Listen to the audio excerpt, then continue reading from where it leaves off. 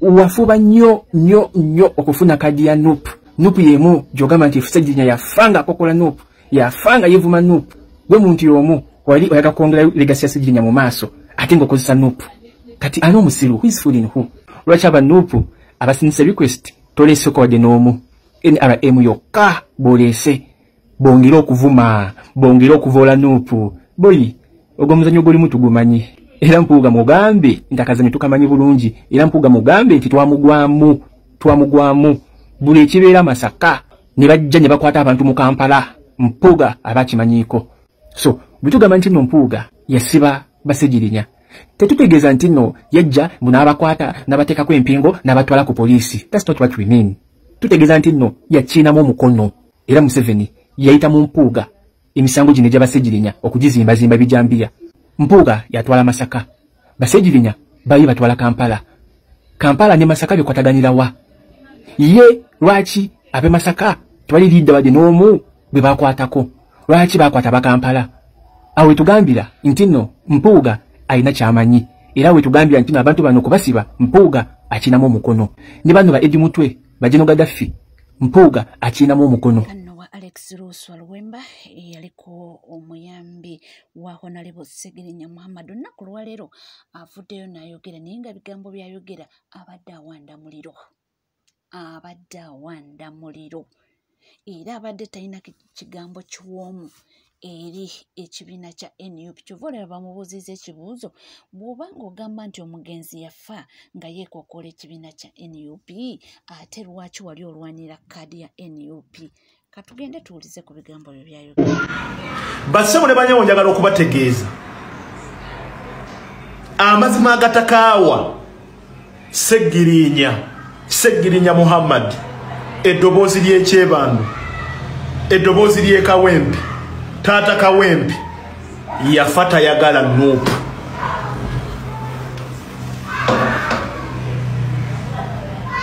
Ssegirinya yafa akooye NUP. Bino ebigambo mbyogera, Ssegirinya bw'oba ondaba, bw'oba ompuliriza wonna w'oli, Allah nzijewo enkya bwe mbanga nnimba. Allah nzijewo enkya. Ekyo kimanyi bulungi nnyo. Ekyo kimanyi bulungi nnyo. Sewanyana ekyo kimanyi bulungi nnyo muganda wange Sewanyana. Ekyo kimanyi bulungi nnyo. Ssegirinya Muhammad, nkiddamu Ssegirinya Muhammad, eddoboozi ly'ekyebandu, eddoboozi ly'akawempe, Mr. Update, yafa yakyawa NUP.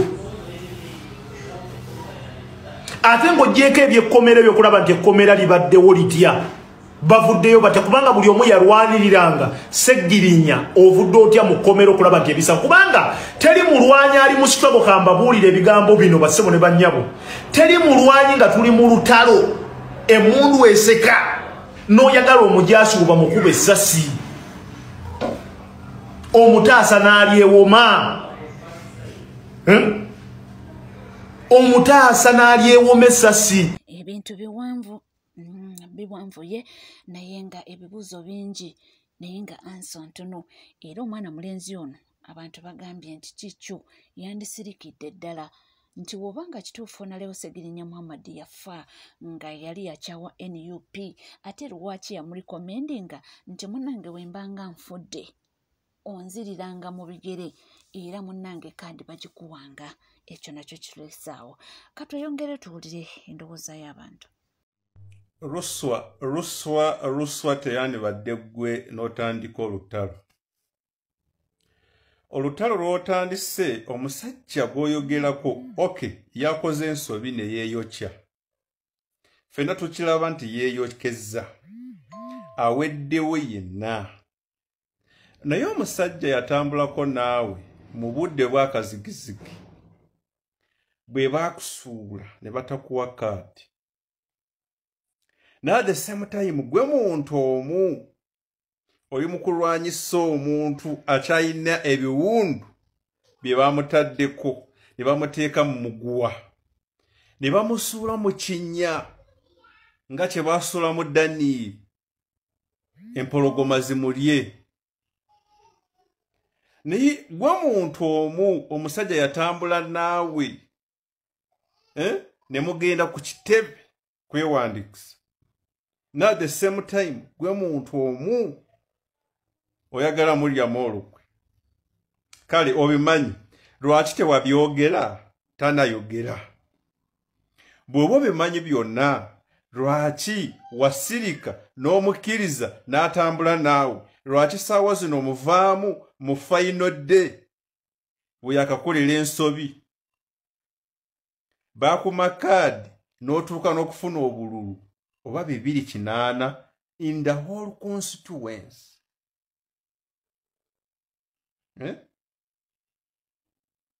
Kati gw'oli wano wanebadde osirika baakulwanyisa ne bakulwanyisa ne mu constituency n'otambulamu n'abantu ne balimu okugoberera ate wali oyina obuganzi ku lwo omugenzi Ssegirinnya. Naye kati gwe omuntu omu ovuddeyo olimu attackinga Ssewanyana omuattackinga lwaki? Omusajja muleke baamutadde mu muguwa kyawedde tagenda kudda ngulu.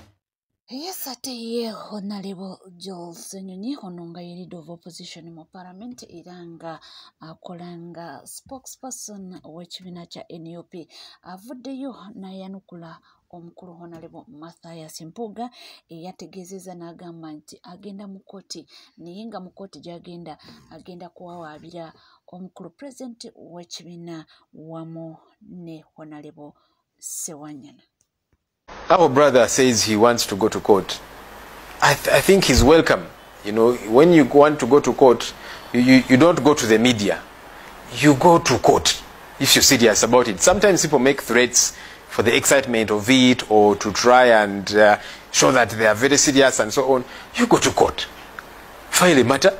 Then you show the journalists that you have filed a matter. Otherwise, it's just a bluff. So, our response is 2 words. Please so. Look, our colleagues, Eddie Mutwe, Achileo Chivumbi, Mugumya Gaddafi, and Wakabi Grace Smart were arrested the way they were, beaten up. In the case of Eddie Mutwe, it was even worse because it's been displayed all over and so on. Because there are political leaders within Masaka who are instigating this, included with some journalists, to file these matters to say you were assaulted and so on, and even these other leaders are saying some of their assistants were assaulted and all of that. And that's why some journalists have come out to now disassociate themselves with this whole ploy. They're saying, wait a minute, this is not what we signed up for. And so these people are saying we are being hounded, beaten in Muhoozi's basement because of these leaders, which is a reality. Because these leaders are the ones pushing it. When you read the charge sheet, you see their names all over and their assistants and then these journalists. What do you expect the people of Uganda to think? Because that's the charge sheet.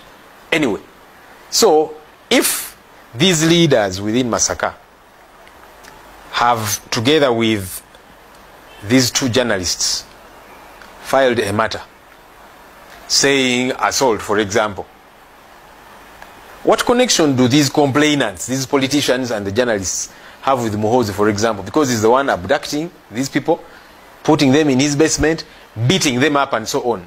How do the two connect? Clearly you are the one causing all of these different things, yeah? The matter of Honorable Ssegirinnya, the late, and the Honorable Alan Ssewanyana, which has come up now because of the happenings to the Eddie Mutwes. Good enough. Honorable Alan Ssewanyana is one of those. Sadly, Honorable Ssegirinnya died. He hinted about some of these things when he was still alive, complaining and saying, but now we from Kampala, why are we being hounded? Yet there are leaders within Masaka who should be brought to answer these, things that are happening in their area. Why bringing MPs from Kampala? And yet there are these MPs from Masaka. There is that clip making rounds where Honorable Ssegirinnya was saying all of these different things. But good enough, you heard from the horse's mouth, Honorable Alan Ssewanyana. He's one of those who were detained. Sina kyensobola okwongerako kujjako akugambye nti ekirungi mawulidde ebigambo ebyavudde mu Honorable Ssewanyana nga y'omu ku abo abaasibwa nti yadde nga Honorable Ssegirinya Muhammad yatakyaliwo. Nga byonna bigenda mu maaso nakugambye nti abantu bavuddeyo kubanga batunula mu nsonga za mukulu Alex Luswa Luwemba. Omwana ayogedde point n'agamba nti va ku bantu nti omuntu olutuukira okuba ng'akyusa ddeeni within no minute nti olwo ng'osuubira nti mu butuufu byagenda okwogera oba byayogera byo biba bituufu.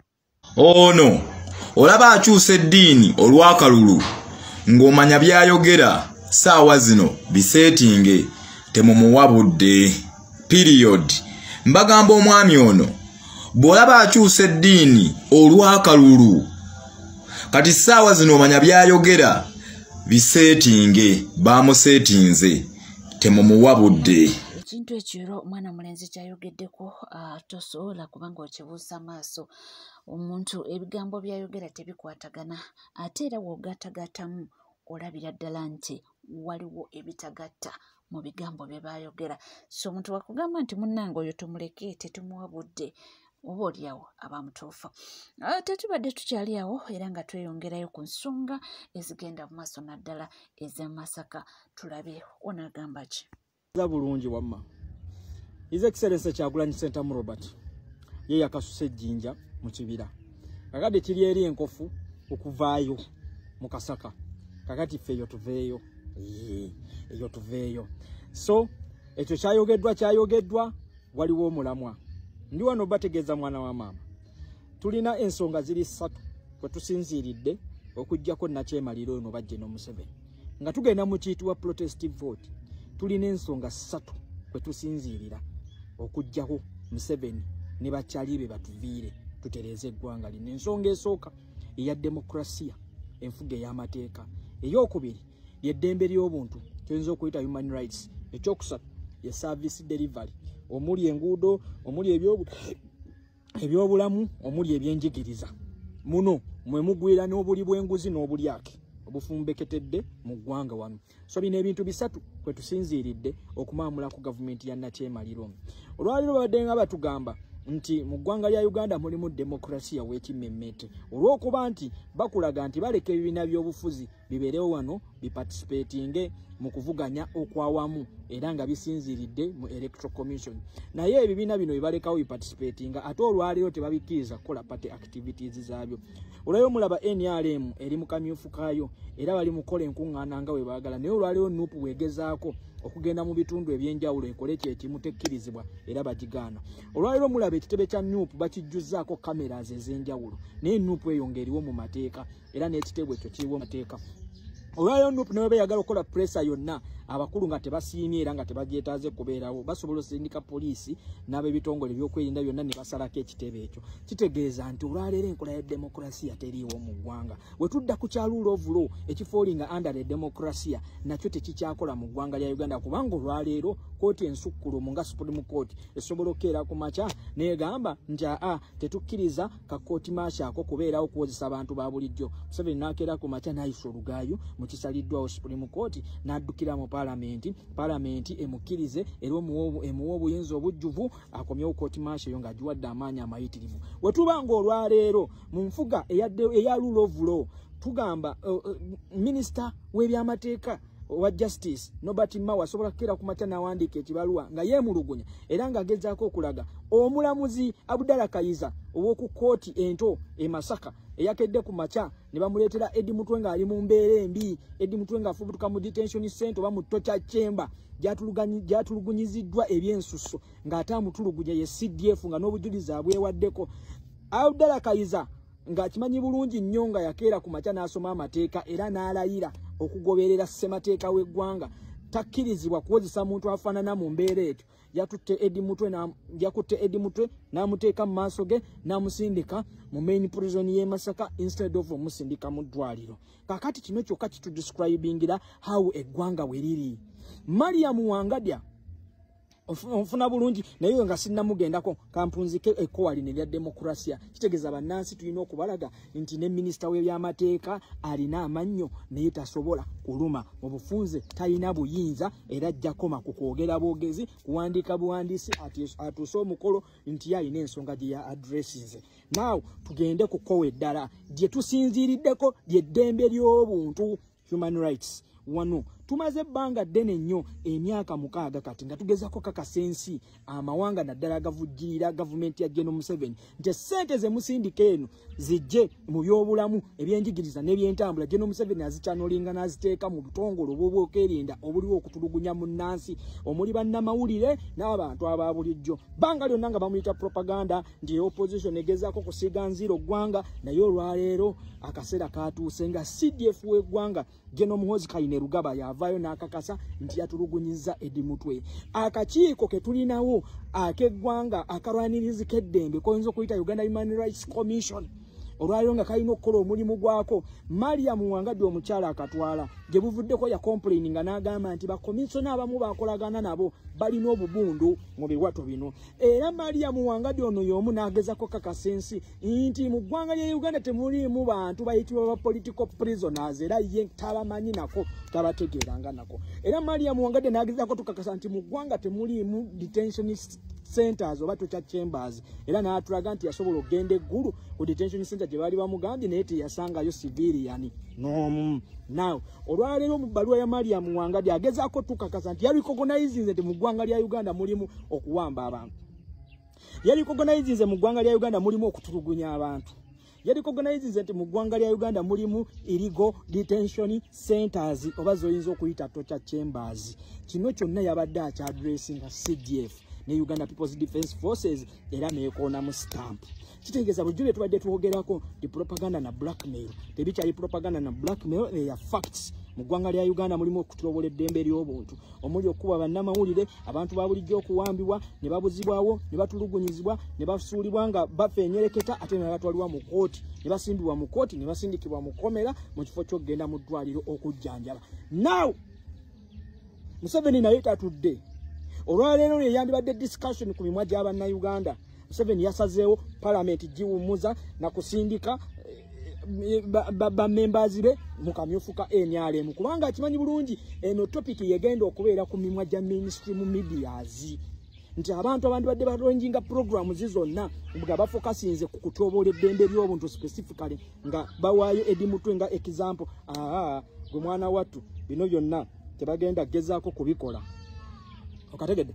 tebagenda kugezaako kubikola attention yonna bagenda jizza kamyufu ka NRM okategedde mwana wa maama so wano ffe bannayuganda ffe tulina okukonyaawo kino tubuuze omukyala Wangadya ekibaluwa kiwawandiika nga gwe akulemberamu oversight ku ddembe ly'obuntu wagenze mu kkomera e Masaka nojja statement ku Eddie Mutwe yatulugunyiziddwa ebyensuso era olwaleero lwaki tubuuza Eddie Mutwe ali mu Masaka main prison lwaki tali mu ddwaliro afuna bujjanjabi these are the two questions zitulina okubuuza Mariam Wangadya Mariam Wangadya kyanaatuwa kyonna kyekigenda okutusigira ekifaananyi ku mawanga ge tubadde tugamba bulijjo nti gavujjirira okutobola eddembe ly'obuntu mu ggwanga lya Uganda okategedde mwana wa maama kati nno emmundu mugitunuze mu Mariam Wangadya ne Nobert Mao.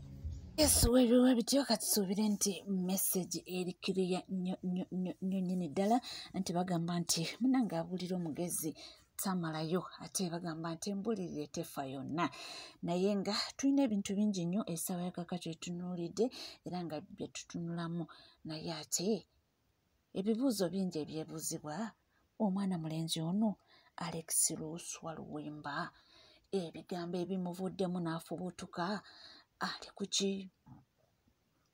eppate gye yali akaabira eppate yatuuka n'okubanga yagenda ne ku malaalo g'omugenzi asabe blessings bamuwe kaadi naye ate desemupate gye yayogedde n'agamba nti omugenzi yagenda okufa nga yagikyawa nga tajagala nga tayagala mmanya ate nga yatugamba nga nti omugenzi yamugamba nti munnange wembanga nfudde onziriranga mu bigere.